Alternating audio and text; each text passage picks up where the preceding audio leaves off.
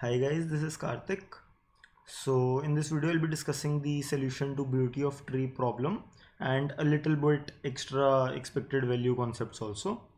Sadly I could not take part in this contest because I was involved with other work, but nevertheless the problems are really interesting. I will also tell you why my attempts 1, 2, 3 failed to pass the second larger test case. This is because of some kind of overflows related to long longs that I will discuss later. So let's get started, and before that guys, if you haven't subscribed yet, make sure that you subscribe to the channel. Alright, so you can pause the video once and try reading the problem statement, trying to come up with some solutions, and then we can discuss. So the problem says that we are given with two people, let's say two players, player 1 and player 2. Let's call them P1, P2, and each of the player is going to select one node of the tree randomly, okay? Uniformly randomly, P1 will select one node from 1 to U. It could be any of the n nodes, it could be any one node. So let's say P1 selects node U. P2 will also uniformly randomly, P2 will select one node. It could be the same node as P1 selected or some other node. So we'll call it node V. So the players are going to select two nodes and then they're going to paint some of the nodes of the tree. So player 1 will paint node number U. Also the tree is a rooted tree rooted at node number 1. Player 1 will firstly paint node number U. Then from node number U, player 1 is going to jump A nodes above and paint the parent, that is A nodes above, to U. For example,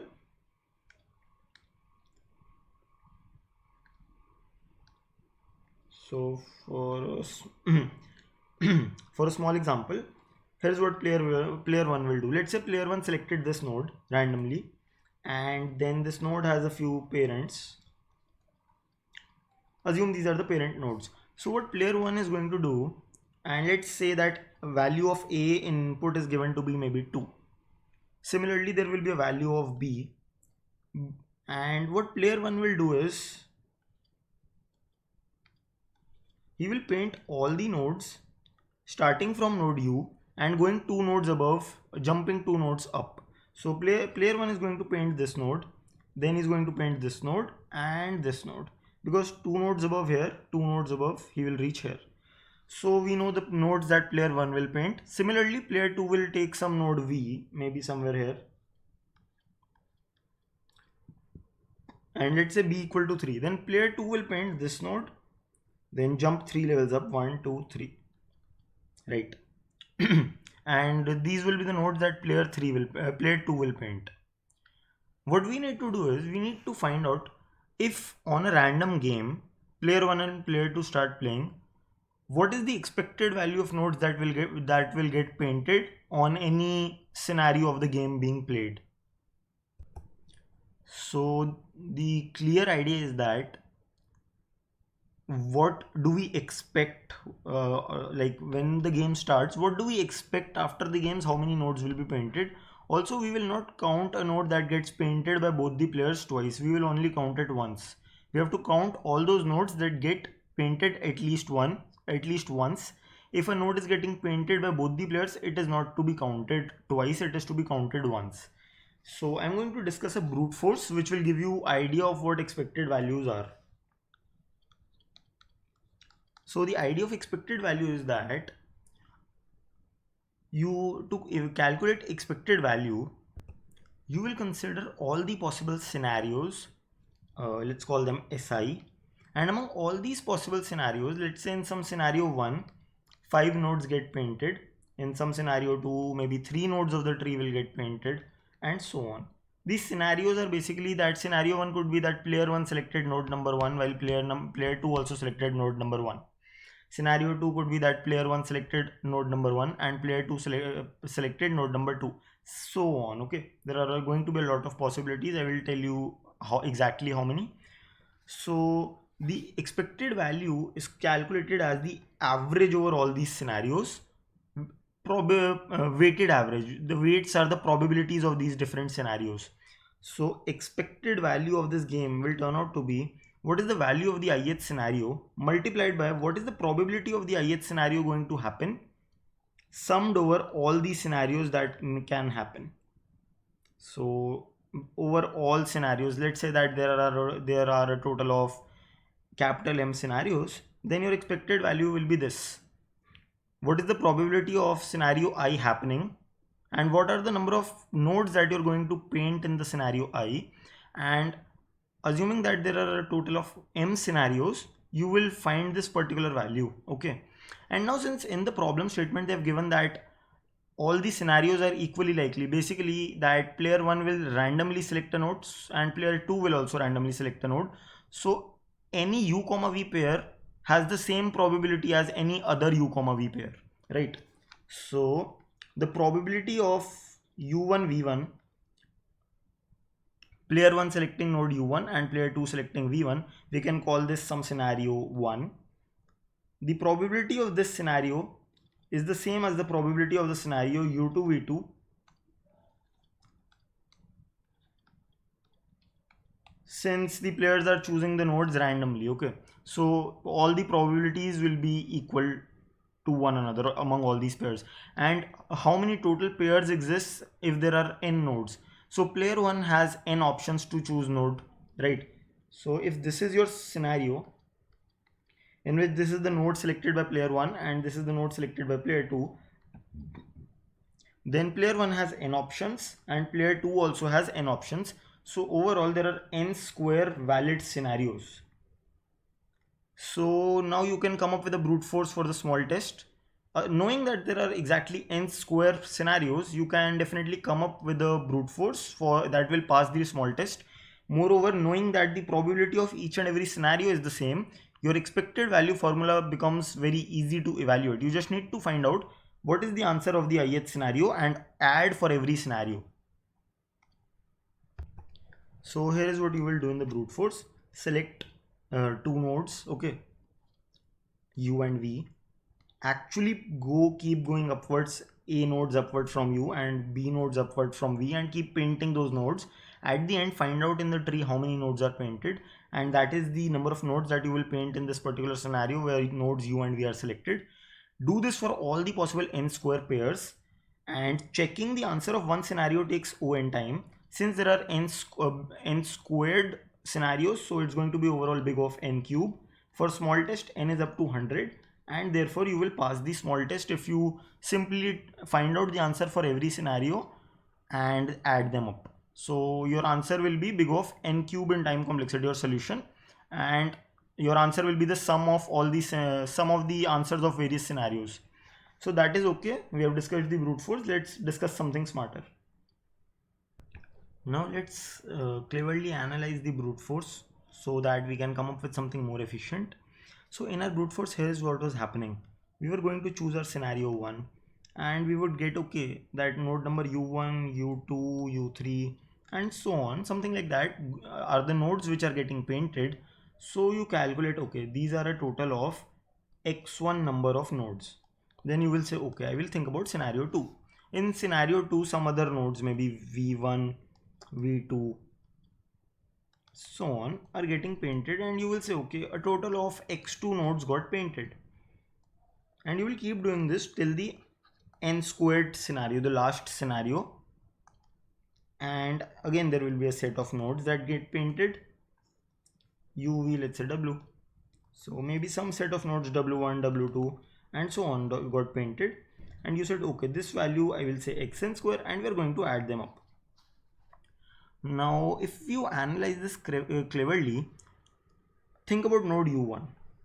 Okay, we will think what node u1 is contributing to the overall answer. Your overall answer is simply summation xi square xi I goes from 1 till n squared. This is your overall answer. Let's see what node u1 contributes to this answer.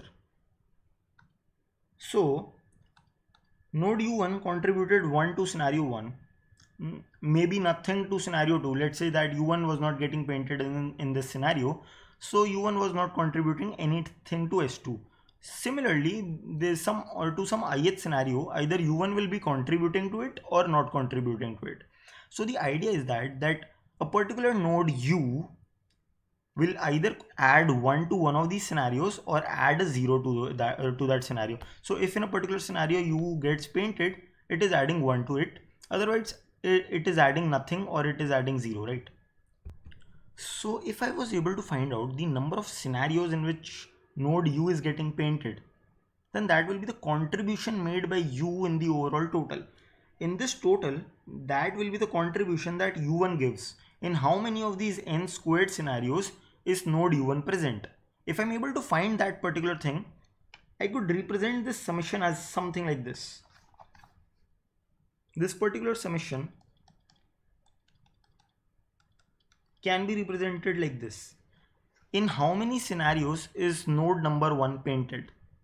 If I knew that thing, then that is the contribution of node number 1 to this particular total, right? In how many scenarios is node 1 present? So what is the contribution of node number 1? Contribution of 1 plus what is the contribution of node number 2? In how many of the scenarios is node number 2 painted? That will be contributions of node number 2 and so on, the contribution of node number n, and that's all.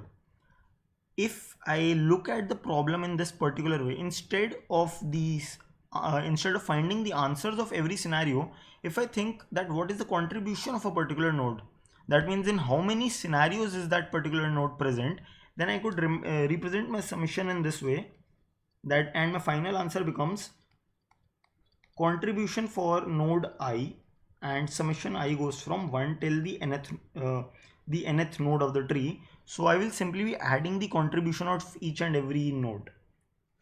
Now all I'm left with is that this is going to be my answer, of course divided by n squared. Here also I had to divide this particular thing by n square, because we are finding the average of all these scenarios, right? We wanted to find the average of all the scenarios, and that is our expected value. So the sum of the answers of all the scenarios is equals to this, and we divided by n square, that is going to be our expected value. Let's see how we can calculate this particular contribution thing. If we are able to do that, we are done.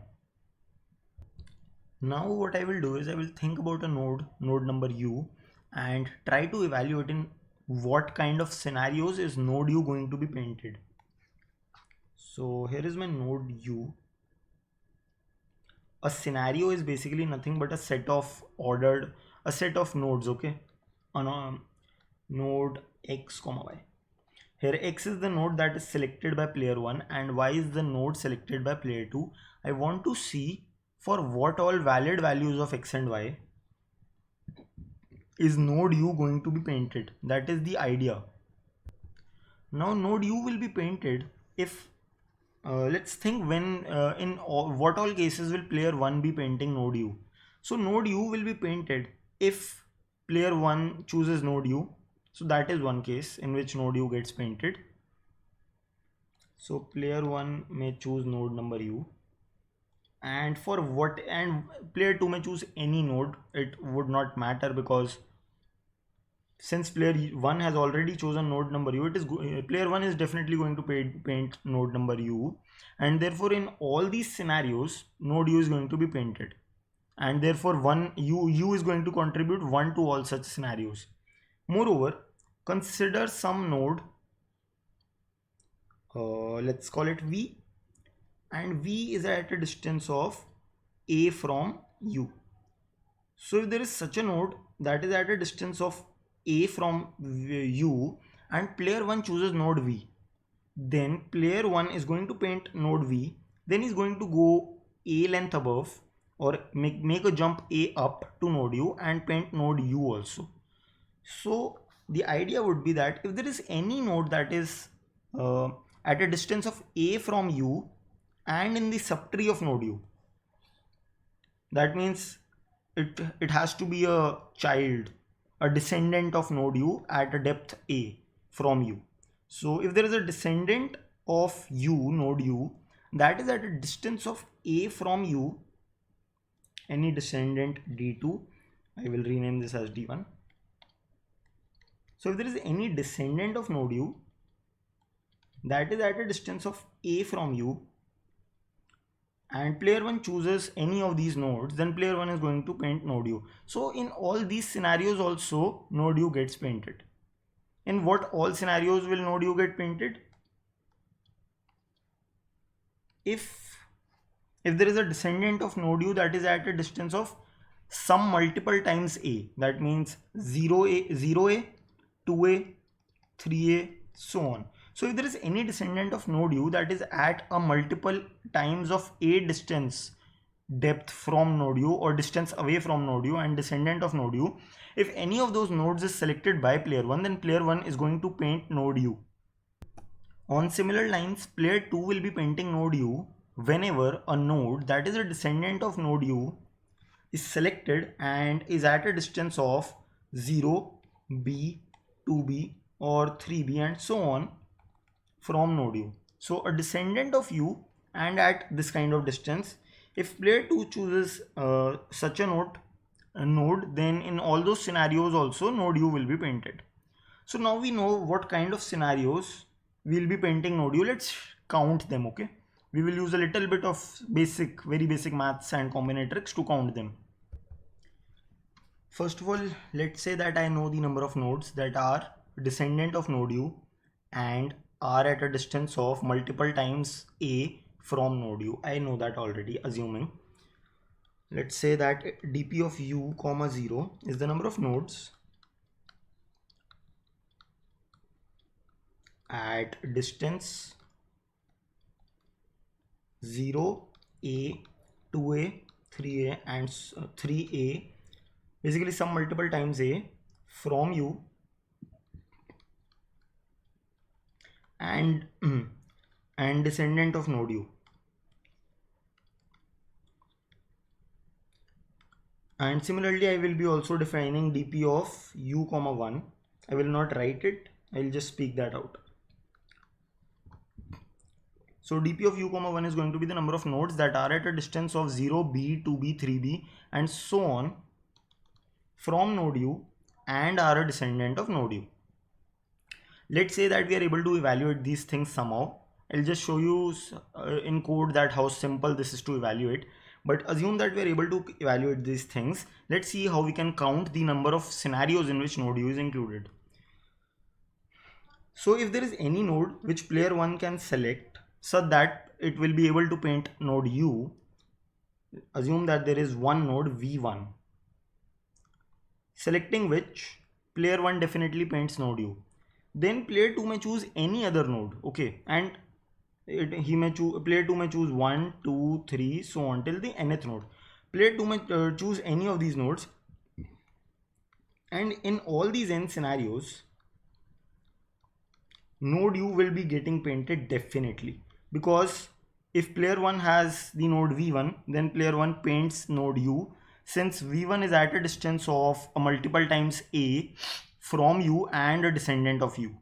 Therefore, player 1 will definitely be painting u, so player 2 paints it or not does not matter. So in all these n possibilities, v1 comma 1, v1 comma 2, v1 comma so on till n, in all these n scenarios, u is getting painted. Okay, so this is a good idea of calculating the contribution of u. Similarly, think about some node v2. So if player 2 chooses node number v2 and v2 is the descendant of node u and at a distance of some multiple times b from node u, then player 2 will definitely paint node u, and in that case we can have any value here for the node chosen by player 1, okay, any of the nodes, because anyway player 2 is going to paint node u. So what I can do is, the contribution can be calculated like this. How many nodes are there? Contribution for u can be calculated like this. How many nodes are there that are at a distance of some multiple times of a from node u and a descendant of node u also, multiplied by n, because choose any node as the first guy and the other guy could be any of the n possibilities. Choose each of them one by one and multiply by n, because the second player may choose any other node, right? If player 1 chooses this one of these nodes, so you get a total of these many contribution when in which player 1 is going to paint node u. How many scenarios are there in which player 2 is going to paint node number u? So how many nodes are there that are at a distance of multiple times b from u and descendant of u with their dp of u comma 1? So player 2 is going to choose one of these nodes and player 2 will definitely be painting node u, and I can choose any node for player 1 here. So this is a good idea for calculating the overall contribution of node u. But the problem here is that this thing calculates the number of scenarios in which P1 paints u. This evaluates the number of scenarios in which P2 paints u. So this is not actually going to be my contribution, because think about it this way. These are the number of scenarios in which P1 is going to paint u, and these are the number of scenarios in which P2 is going to paint node number u. The idea is that these scenarios, in some of the scenarios, both the players will paint node number u, and we are going to calculate this particular region 2 times, because first I will take it as P1 and then P2. So I need to avoid taking this region again. So we need to find out in how many scenarios will both P1 and P2 paint node number u. So since player 1 has to paint node u and player 2 also has to paint node u, let's just try to evaluate in how many scenarios both player 1 and player 2 paint node number u. So since player 1 has to paint node number u, so he has to choose one of these nodes. One of the nodes that belongs to dp of u comma 0 nodes. Nodes distance of 0, a, 2a, 3a, so on from node u and descendant of u. So player 1 will need to choose one of these nodes. Similarly, player 2 also need to choose one of these nodes from dp of u comma 1, since only these are the nodes in which player 2 will be painting node u. So player 1 may choose any of these nodes and then player 2 can choose any of these. So overall these two are going to multiply, and these are the number of scenarios in which both player 1 and player 2, both of them are going to paint node number u. So I can add these two and subtract this particular quantity to get my contribution of node number u, and this way I will be able to evaluate the contribution of each and every node, and we are done. Just to give you a brief idea of how to evaluate dp of u comma 0, I'll just show you how. So to calculate dp of u comma 0, these are the number of nodes that are at a distance of 0, a, 2a, 3a, so on from node u and a descendant of node u. So first of all, dp of u comma 0 is at least 1, right? Because u itself is at a distance of 0 from itself, so that is 0 into a distance. So it is at least 1. Now what I'm going to do is I'm going to traverse the remaining subtree, and let's say I find this guy, this node v1, and I know that this node is at a distance of a from u. Assume that I'm able to calculate the answer for dp v1 comma 0. These are the nodes that are at a distance of 0, a, 2a, 3a from so on from node v1. If these nodes are at a distance of a multiple from v1 and v1 itself is at a distance of a from u, then all these nodes belonging to dp v1 comma 0 are also to be included in this dp u comma 0, and I can simply push this update to node u. For any other child also I will do this kind of thing. I will push the answer of this guy to the parent. The number of nodes that are at a distance of a multiple of a from this node in this subtree, all those will also be included in this guy. And this way I will keep updating dp u comma 0. Then I can on similar lines calculate dp u comma 1 also. And all this can be done using a simple depth first search of your entire tree. I'll show you the code, but that is the entire idea. I will be adding up the contribution of every node and dividing by n square to get the answer. So let me show you the code and then we will be done. Also guys, I'll be making an important comment here which will help you understand the code way better. Yeah, so please do subscribe. Okay, so this is the so this is the dp array that is going to store the number of nodes at a distance of multiples of a and multiples of b as defined, dp of u comma 0 and dp of u comma 1. This is my tree. This is a satire on the kind of output Kickstart has. I don't like it very much. And yeah, this is the depth first search that is going to evaluate our DP values. First of all, DP of source comma 0 or 1, whichever I am currently calculating, becomes 1, because whether the distance is a or whether the distance is a or b, it does not matter, because 0 into a, the node itself, and 0 into b, distance is also 0. So 0 distance from source is node source itself. So you have at least one such node. Now you will put this node in ancestors and keep going on your depth first search. And once you're out of this depth first search, your answer for source would already be calculated, and you will be calculating you will be pushing the answer for the parent of SRC, or the ancestor of SRC, that is distance levels above SRC. Yeah, so if there is an ancestor that is at a distance of A or B from your current source, then you will push the source answer to that particular node, right? This means that I have calculated the answer for SRC, and since there is a guy that is at a distance of A or B from SRC and is above SRC, then that node will also get the answers for DP SRC comma this guy, okay? And this is simply pushing those updates upwards. If you have any doubt about this, I feel the code is very much clear, but if you have any doubt, you can comment and I will let you know, and I will clear your doubt easily, okay? So this thing runs in big O of n, this depth first search, and now we have this thing. I will firstly evaluate DPU comma 0, then I will evaluate DPU comma 1, and now here I'm calculating my answer. Yeah, this has to be double. My first three answers got a WA on the second test cases, because I guess there was some kind of long overflow in this, and that is why it was incorrect. But when I used double, I got an accepted there. Yeah, so here I'm adding the contributions.